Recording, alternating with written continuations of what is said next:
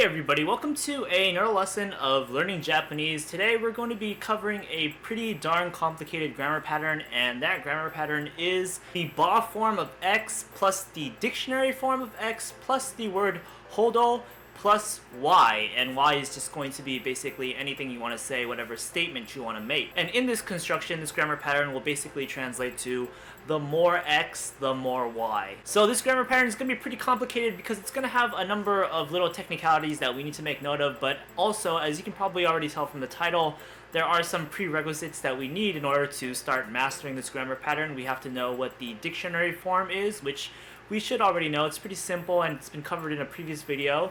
And we also need to know what the ba form is, which is not so much simple, but again, we've covered that in a previous video too. So go check out those videos if you haven't watched them already before you delve into the material of this lesson. And we're also gonna need the strength of a silverback gorilla, the agility of a shark, and the quiet dignity of a tortoise. Yeah, it's pretty demanding grammar pattern. A grade A. Okay, so basically what this grammar pattern is going to be used to express is that the more a certain thing X happens, the more another certain thing Y happens as well. And so in the actual construction, the thing that happens first off, X, is going to appear for whatever reason twice in the construction, first in its ba form, then in its dictionary form, then followed by the word hodo, which kind of translates to just degree or extent or approximately, something along those lines. The definition isn't too important to get the hang of the grammar pattern itself. And then after the word hodo, we're just gonna have Y, which is basically gonna be anything of your choosing, whatever. And so yeah, that's gonna be that. The more X, the more Y, and there are some other things that we need to make note of, but we're just gonna go into the examples now because it'll probably be better if we just introduce those little subtle things as we go along. Okay, so for our first example sentence, we're gonna use this grammar pattern with a verb. And so for our line, we have the sentence, あの日を考えれば考えるほど心が痛い. And what this line will just translate to is just basically, the more I think about that day, the more my heart hurts. Okay, so then now let's just break down this sentence bit by bit. First up, we have あの, which means that. We have 日, which means day. So あの日 is that day. We're going to mark that as the direct object to our verb, so the direct object particle o appears right after it. Then we have our verb kangaeru, which is going to be in its ba form, kangaereba. And of course the reason why we're doing this is because the grammar pattern demands that this happens. The X that we're going to use, it has to show up first in its conditional ba form, and then right after its ba form, it's repeated, but this time in its dictionary form. So kangaeru in dictionary form is just kangaeru. And then after the dictionary form, we insert the word hodo. So far we have あの日を考えれば考えるほど, and this will basically translate to the first part of the grammar pattern, the more I think about that day. Then now we're going to insert our Y that is going to go along with this, and it's going to be whatever we want it to be, whatever we're trying to express, and that expression of ours is going to be kokoro ga itai, and this just means heart hurts, basically. So my heart hurts, but since it's being used after this whole grammar pattern, あの日を考えれば考えるほど, it means the more my heart hurts. And then it's going to attach to the first part, and so altogether it'll be the more I think about that day, the more my heart hurts. あの日を考えれば考えるほど心が痛い. Okay, so for our next example, we're going to use this grammar pattern with an E adjective. And so for our line, we have 早ければ早いほどいい. And what this line will translate to is actually a really well said or commonly said English phrase, and it's just the sooner the better, basically. So let's break down the sentence and see how this works. So we first up have the E adjective hayai. We're going to change it into its ba form, so it turns into Hayakereba. So hayai is going to be X in this grammar construction. So first we have the ba form, and here it is.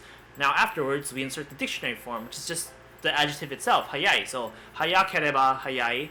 Then we add the word hodo, and so that completes the first part of the grammar pattern, basically. And now we just insert Y, and Y is going to be whatever we're trying to express that happens more as X happens more. And so that's just going to be another E adjective, E, which means good. And if we say more good, then it's basically going to be better. So this all will just naturally translate to the sooner the better. Hayakereba hayai hodo ii. For our next example sentence, we'll just do another E adjective, and this time the example sentence again will be another commonly said English phrase. And so for our line, we have Ookereba oi hodo ii. And if you can't guess what this is going to translate to, then I shall tell you in 3, 2... What this sentence is basically going to translate to is just the more the merrier. If we want to naturalize it like that, maybe it can contextually and or literally be the more the better. but we're going to go with poignancy and say the more the merrier. So now let's break down the sentence and see how it's actually going to translate to the more the merrier. So first up we have Ookereba, and this is going to be the e adjective oi, which means a lot. It's going to be in its ba form, so Ookereba. Now that we have the ba form, we just insert the dictionary form, which is again just the word itself, so Ookereba oi. Then we add hodo right after oi, then we have e again, which is going to be good, but since it's applying to this grammar pattern, it'll more better translate as, well, better. And then we take the whole sentence into consideration and we kind of just scrap that better and turn it into merrier because we want it to sound like an English phrase.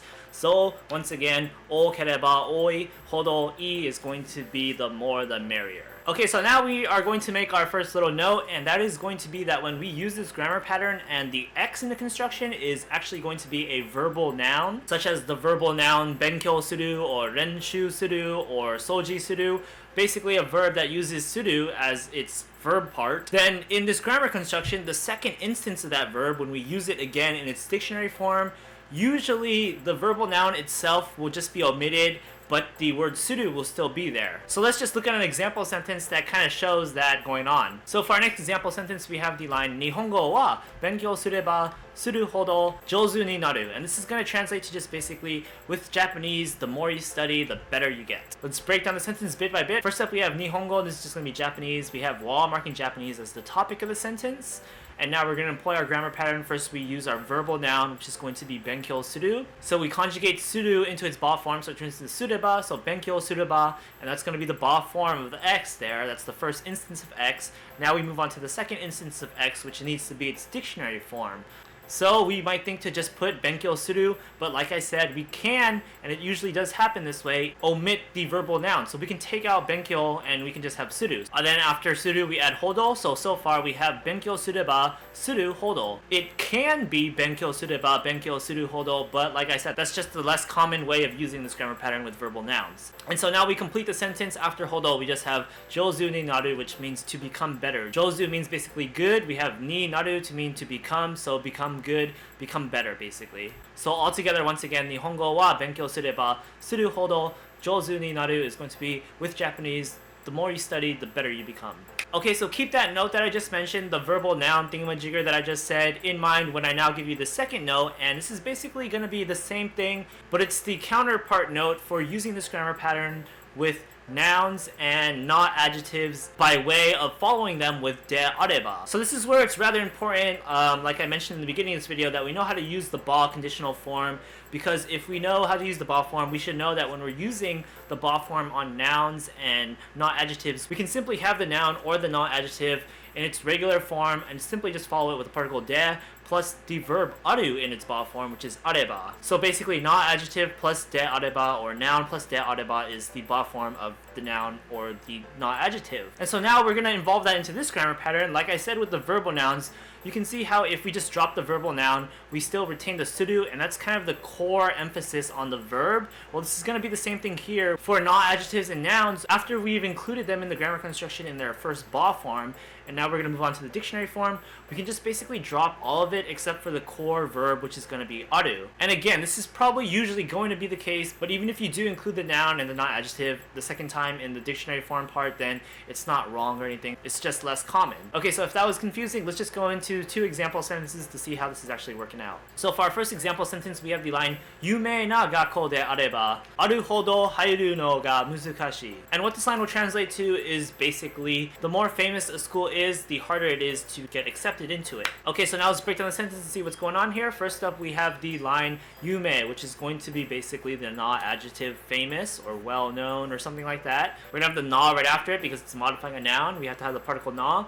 The noun that's going to be modifying is gakkou, which means school basically. And so school, or more precisely famous school, is going to be the X in our grammar construction here. So now we're going to have to follow it with the ba form of it. So the ba form of a noun is just going to be the noun plus the de areba. And so that turns into yume na gakkou de areba. And that's going to be the ba form that we need. So now right after the ba form, what's demanded is the dictionary form. And this is where the little note is going to apply here. We could do yume na gakkou de aru, and this could be the dictionary form, that we put into the grammar construction, but like I said is usually the case, we can also just drop everything except for the core verb here, which is aru. So instead of yume na gakko de aru, we can just have aru for the dictionary form slot. And that's exactly what we're doing here. When I first read the sentence, that's how I read it. I omitted that part of the noun in its dictionary form, and that's how we'll continue to cover it. And so right after the dictionary form aru, we have hodo, of course, and then now we just put in our y, which is whatever we're trying to say, and what we're trying to say is that the harder it is to get accepted into the school, and that's going to be hairu no ga muzukashii. And so hairu is going to be basically to get into, to enter, and we're going to turn it into a noun, a gerund basically, by adding the particle no after it. And so hairu no is going to be getting into, or getting accepted into. Since that's the noun, we can mark it with the particle ga, and then we can describe it as muzukashii, the e adjective that means hard. And so altogether, once again, the sentence is yume na gakko de areba aru hodo hairu no ga muzukashii. And this is going to read, the more famous a school is, the harder it is to get accepted into it. For our next example sentence, we're going to use a na adjective, and our line is shizuka de areba aru I. And this is going to simply translate to the quieter it is, the better. So let's break down the sentence bit by bit. First up, we have shizuka, which is going to be the na adjective for quiet. We're going to change it into its ba form, and that's just going to be adding de areba right after it. So shizuka de areba. And now, as the grammar pattern demands, we're going to have to follow the ba form with the dictionary form, and again, this is where the note comes in. We could again state shizuka, then put de aru as the dictionary form, but like I said, we can drop shizuka and the particle de right after it and just have aru, because for the second instance, all we really need is that core verb right there, which is aru. And so then, so far what we have is shizuka de areba aru, and then we insert hodo right after aru, and then we insert our y, which is what we're trying to say, and it's just going to be I, which is good. And again, since good is being used with this grammar pattern, it translates to more good, which more naturally translates to better. So for our whole sentence, again, altogether we have the quieter it is, the better. Shizuka de areba aru hodo I. Okay, so this is going to bring us to our kind of last note, and this is that sometimes instead of using the ba conditional form in this grammar pattern, there are times when the nara conditional form happens as well. So if we take the last sentence, it could have just as easily been shizuka nara, shizuka na hodo I. And so you'll see that shizuka nara is going to be the conditional form, and then shizuka na is going to be the dictionary form basically, because we need the na particle after a na adjective in its dictionary form when it's modifying something like a hodo, and then the rest is just the same as the regular grammar pattern. So hopefully we don't need to flesh that out too much. Okay, that concludes our coverage of the ba form of X, followed by the dictionary form of X, followed by the word hodo, followed by Y, which is just going to be whatever you want to say or convey to mean the more X, the more Y in a kind of loose sense. And so yeah, we now know that it is quite the doozy of a grammar pattern, but it can be used with a lot of different words, basically any, to express that the more X, the more Y, and it is a pretty common grammar pattern and definitely essential. So do try to master that after hopefully having mastered the dictionary form of things and the ba form of things, and yeah.